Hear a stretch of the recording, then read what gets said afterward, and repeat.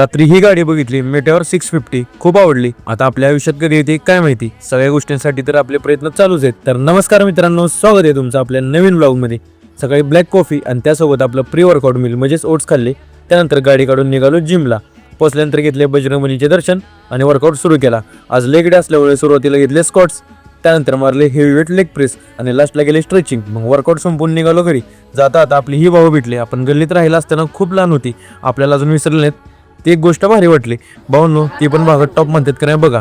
मग घरी पोचून घेतला प्रोटीन शेक. त्यानंतर आपलं आवरलं आणि बॅग उचलून निघालो शॉपवर आल्यानंतर शटर ओपन करून साफसफाई केली. त्यानंतर गेली देवपूजा. थोड्या वेळाने मी आणि अनिकेत निघालो मंडीत, कारण सलाडसाठी काकडे आणि गाजर वगैरे घ्यायची होती. मग ते घेऊन आलो शॉपवर. मग सगळा फ्रीज वगैरे साफ करून घेतला आणि बघा कसं चकचकीत केलाय. नंतर आणलेली भाजी ट्रेमध्ये ठेवून घेतली. थोड्या वेळाने आली कोल्ड कॉफीची ऑर्डर. मग काय टॉप विषय केला आणि रेडी केली. त्यानंतर खाल्ले बर्डेक्स आणि थिएटरमध्ये गेलो तर नुसते सगळीकडे गर्दीत चालू होती. सगळीकडे नुसती धुरंधरचीच हवा चालली.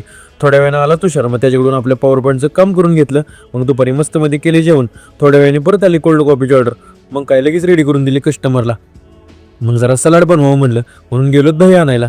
त्यानंतर काकडी गाजर कट करून घेतले आणि कसं बारीक कट केलं बघा भाऊंना. मग त्यानंतर मस्तमध्ये वरनं दही टाकलं. नंतर मीठ आणि चाट मसाला टाकून मिक्स करून घेतलं आणि खाल्लं दाबून. एकदम टॉपचं लागत होतं. आणि भाऊंना धुरंधरची हवा एवढी आहे ना, पिक्चर सुटला की नुसतं ट्रॅफिक जाम होते. थोड्या वेळाने मी आणि शुभम शेट गेलो शॉपवर त्यांच्या त्या कामासाठी. व ते काम उरकून निघालो शॉपवर यायला. आणि भाऊंनो, ह्या रस्त्यावर आलो की आपल्या जुन्या आठवणी जागे होतात. आपली जे जवळचेच असते त्यांना हे सगळा विषय माहिती आहे. मग शॉपवर आल्यावर नेहमीप्रमाणे बनवली ब्लॅक कॉफी. आजच्यासाठी एवढंच. धन्यवाद. व्हिडिओ आवडला असेल तर तुमच्या ह्या भावाला नक्की फॉलो करा.